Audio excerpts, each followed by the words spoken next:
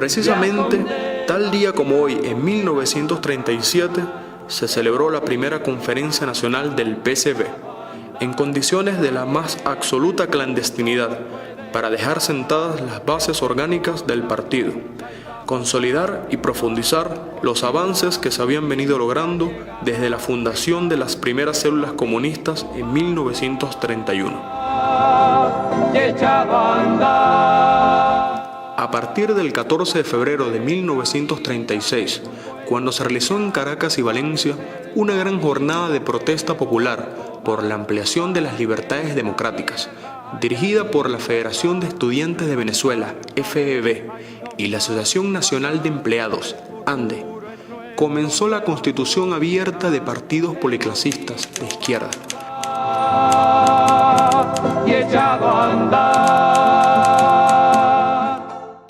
Debe tenerse en cuenta que el inciso sexto del artículo 32 de la Constitución Nacional, vigente desde 1928 y reformado en 1936 para darle todavía mayor fuerza y contundencia represiva, prohibía para entonces las actividades comunistas como actos de traición a la patria y las castigaba con las más severas penas. Nadie en el mundo nos puede parar, empezó la lucha y vamos a triunfar.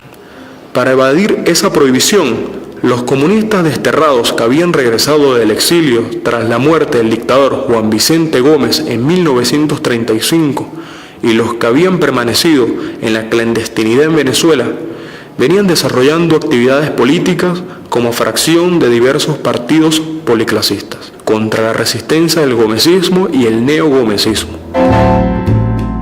Aunque no existía para la época un partido comunista con organización propia de cobertura nacional, los comunistas tenían de todas maneras amplia participación en las grandes acciones de masas de esos años y en la edición de periódicos progresistas como Petróleo en Maracaibo o El Popular en Caracas. Así ocurre la primera huelga general nacional entre el 9 y el 13 de junio de 1936, dirigida por un frente único que agrupaba a diversas organizaciones populares y de izquierda. Esa experiencia unitaria dio impulso al proyecto de crear un nuevo partido como integración del PRP, ORBE, FEB, BND y los Frentes Políticos de Trabajadores, con el nombre de Partido Democrático Nacional, PDN. En diciembre de ese mismo año, la naciente clase obrera venezolana libró su primera gran batalla clasista, con la organización y ejecución de la gran huelga petrolera, que habría de durar 45 días con enorme apoyo popular, y en la que tuvieron actuación de primer orden los comunistas del Zulia, Caracas y otras regiones del país.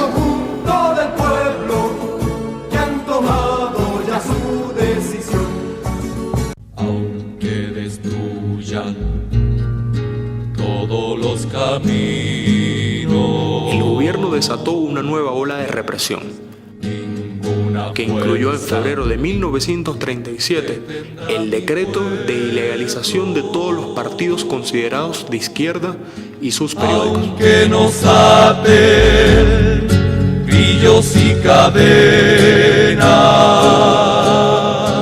Fueron prohibidas también las actividades y de diversos sindicatos, y numerosos dirigentes estudiantiles y políticos y sindicales fueron desterrados a bordo del vapor Flandre. Seguiremos reviviendo en las batallas.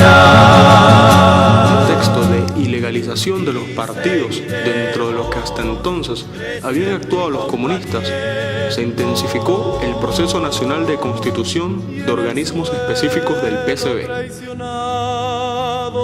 y se procedió a los preparativos para una conferencia nacional de integración de estos organismos. Gota a gota irá naciendo. El rojo, gota a gota iba naciendo. Puedo morir como nací, sabedlo. Así se celebró el 8 de agosto de 1937 la primera conferencia nacional del PCB, que debió reunirse en la ciudad de Maracay, en el domicilio familiar del camarada Víctor Paida. En las filas del Partido Comunista, a fin de eludir la fuerte represión policíaca desatada tanto en Caracas como en Maracaibo, ciudades en las que los comunistas tenían sus principales centros de actividades. qué bello es pintar para la vida. Participaron en la conferencia 17 delegados y 4 auxiliares de logística y organización, provenientes de las 7 regiones del país en que el partido contaba con organismos regulares. El que amasa sangre entre las nubes, el criminal, el sádico, el guerrista, será aplastado en el mañana limpio. El tema clave del debate giraba en torno a si los comunistas venezolanos debían continuar militando en el PDN o si convenía, en cambio, estructurar una organización propia de los comunistas y avanzar con un programa político autónomo de perfil definidamente clasista. Yo no puedo equivocarme, compañeros, mi amor es del Partido Comunista. En palabras del delegado Jesús Faría, el problema central de la conferencia era sacar la cara o no sacarla. Es decir, seguir diluidos en partidos de la pequeña burguesía o marchar abiertamente con el PCB.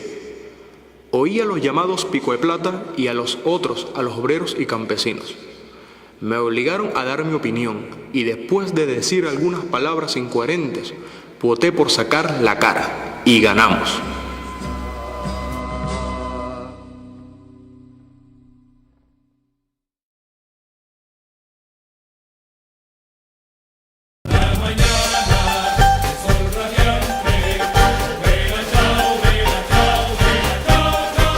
Se acordó así dar la cara, editando y distribuyendo propaganda de perfil específicamente clasista, con orientación marxista-leninista y firmada por el PCB. Salí a buscar a los presos, soy comunista toda la vida. En particular, se decidió preparar un manifiesto en que se anunciaba al pueblo la organización del partido a nivel nacional y se fijaba posición ante los problemas de Venezuela, y se resolvió hacerlo circular el 19 de febrero del siguiente año, simultáneamente en las principales 17 ciudades del país. En el combate, vela, chao, chao, y si te matan en el combate, tengo en tus manos mi fusil. También se acordó la publicación de un órgano periodístico propio del partido, resolución que se cumplió en marzo de 1938, con la reaparición de El Martillo, que había sido descontinuado tras la muerte de Gómez. Asimismo, se constituyó el Comité Central del partido, se designó su buró político y se creó el cargo de secretario general.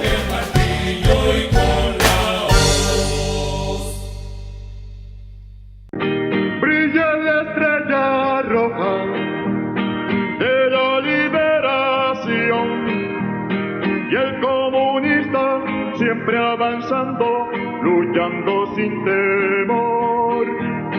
Y el comunista... Debido a las restricciones que enfrentaba como resultado de la represión, Fuenmayor no pudo asumir el cargo y por ello el primer pleno del Comité Central, efectuado en octubre, designó a Jorge Saldivia Gil, alias Roy, como secretario general provisional. Comunista soy comunista, venezolano, joven comunista soy. El partido contaba ahora, por primera vez, con una estructura orgánica nacional, una dirección centralizada y un correaje interno de comunicación que cubría todo el país.